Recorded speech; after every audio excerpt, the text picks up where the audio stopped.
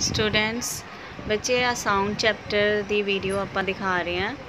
ये देखो एक बैल प्रोड्यूस कर रही सी साउंड कि साढ़े गले दे विच वोकल कोड्स होंदे आ, उत्थों आवाज़ जिहड़ी है पैदा होंदी है। ठीक है, और वो आवाज़ जिहड़ी है साडे मूँह राही हवा दे विच यानी माध्यम के थ्रू पहुँचती है। इसी तरह जिहड़ा पंछी है वो जदों उड़दा है उहदी आवाज़ साडे कन्नां तक पहुँचती है ना, क्योंकि और इसी तरह ये जिहड़े वाद्य यंत्र है साउंड प्रोड्यूसिंग ऑर्गनस है इन्हां दी आवाज़ जिहड़ी है पैदा होंदी है। ड्रम बीट करदे आ इन्हां दी सतह जिहड़ी है सानूं उहनूं छेड़ना पैंदा है तां उन्हां दे विच वाइब्रेशनस हुंदियां हन, कंपन पैदा हुंदा है उपरली सतह दे विच और आवाज़ जिहड़ी है वो पैदा हुंदी है। हुण आवाज़ नूं साडे तक पहुंचण लई किस चीज़ की लोड़ हुंदी है? माध्यम की। ठीक है, वो माध्यम जिहड़ा है वो कित्थों पैदा हो रहा? स्रोत तो, और स्रोत तो माध्यम के द्वारा साडे कन्नां तक वो आवाज़ जिहड़ी है वो सुनाई दिंदी है। ठीक है, स्रोत तो जिहड़ियां वेव्स पैदा हो रही हैं वो साडे कन तक पहुँचदियां हन ते सानूं सुनाई दिंदा है। ठीक है, इस तरह माध्यम, स्रोत और कन तीनों चीज़ां जिहड़ियां आवाज़ लई जरूरी हैं। हुण हुंदा की है, जिहड़ियां वाइब्रेशनस प्रोड्यूस हो रही हैं वो जिहड़ा माध्यम है उहदे पार्टिकल्स दे विच वाइब्रेशनस हुंदियां हन, जिहदे कारण वो पार्टिकल्स जिहड़े है एक बैलेंस्ड पोजीशन दे विच अगे पिछे मूव करदे आ। ठीक है, उस दौरान की हुंदा की है वो अपनी पोजीशनस तो कभी अगे वल नूं मूव करदे आ कभी पिछे वल नूं। ये पार्टिकल्स की मूवमेंट हो रही है और वो पार्टिकल्स की करदे आ जिहड़ियां वेव्स है ना हवा दे विच, वो वेव्स जिहड़ियां हैगियां वो पैदा हो जांदियां हन और वो वेव्स जिहड़ियां है अगे तो अगे जिहड़ियां है मूव करदियां हन। और इस दौरान जिहड़ियां वेव्स है कदी कंप्रैस हुंदियां हन कदी खुलदियां हन। ठीक है, इस तरह साडे कन्नां तक वाइब्रेशनस जिहड़ियां है वो पहुँचदियां हन। स्रोत तो साडे कन्नां तक जिहड़ा हवा दे माध्यम राही और वाइब्रेशनस जिहड़ियां हुंदियां उन्हां दे कारण साडे कन्नां तक जिहड़ी है आवाज़ सुनाई दिंदी है। ठीक है, यानी कंपन जिहड़ा बहुत जरूरी है, लेकिन कंपन किहदे विच हो रहा? पार्टिकल्स दे विच।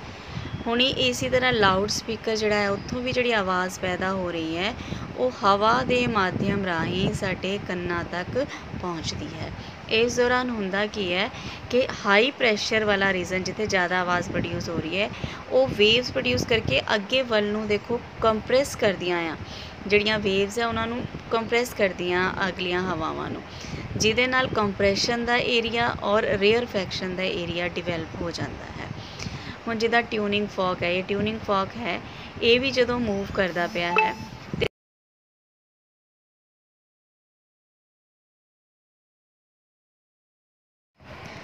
इस तरह ट्यूनिंग फॉक जिहड़ा है जदों मूव करदा आ वो सामने वाली एयर नूं की करदा है? प्रैशराइज करदा, उहदे उत्ते प्रैशर आ, जिहदे नाल हुंदा की है दो एरियाज डिवेलप हुंदे, एक कंप्रैशन दा एक रेयरफैक्शन दा।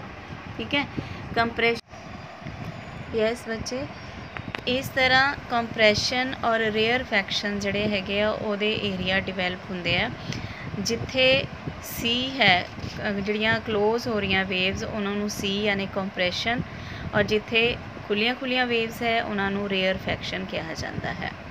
ठीक है, ये स्टूडेंट्स सो असी ये वीडियो देखी, हुण असी क्वेश्चन जिहड़े करन दी कोशिश करांगे। क्वेश्चन है how does the sound produced by a vibrating object in a medium reach your air. ठीक है, तो आंसर की हो गया? साउंड जिहड़ी प्रोड्यूस हो रही है, sound in air gets propagated in the form of longitudinal wave motion consisting of region of compressions and rarefaction। ठीक है, जिहड़ी हवा दे विच साउंड प्रोपेगेट हो रही है, ठीक है, इन द फॉर्म ऑफ की हुंदी है लॉन्गीट्यूडनल वेव मोशनस हुंदियां हन, उत्थे कंप्रैशन दे रीजनस भी पैदा हुंदे आ ते रेयरफैक्शनस दे रीजन भी पैदा हुंदे आ, जिद्दां कि असीं वीडियो विच देखिया। Consider for example a tuning fork, आपां उहदे विच भी ट्यूनिंग फॉक की गल कीती सीगी, is in a state of vibration, कि असी एक एग्जाम्पल लईए कि ट्यूनिंग फॉक जिहड़ी है वो वाइब्रेट कर रही है as prong moves forward right, यानी जदों उहदा प्रॉन्ग जिहड़ा है अगले वल नूं प्रोड्यूस मूव करता पिया है। It comprises the layer of air, तो नैचुरली जो अगे नूं आएगा तो अगे समझ लो धक्का लगाएगा वो अगली वेव्स नूं, ठीक है, उन्हां ते प्रैशर पाएगा और उन्होंने की कर देगा, कंप्रेस कर देगा, ठीक है।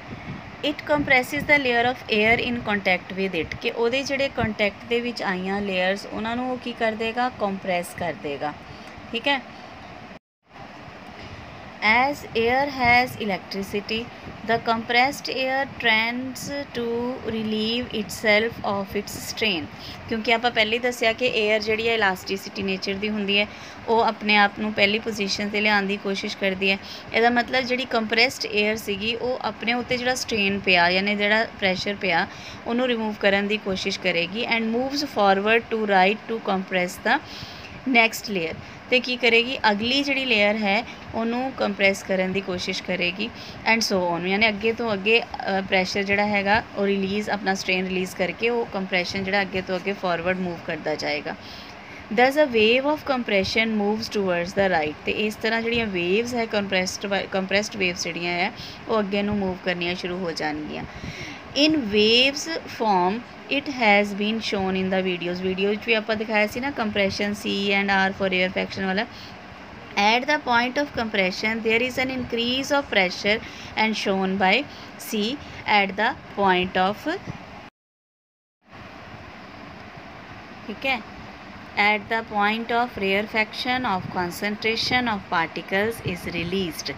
हुण जिथे रेयरफैक्शन है यानी उत्थे पार्टिकल्स जिहड़ा हैगा उन्हां ते प्रैशर घट गया है, रिलीज़ हो गया है, उसनूं R नाल शो किया गया है क्योंकि उत्थे जिहड़ियां वेव्स आ खुलियां खुलियां होणगियां।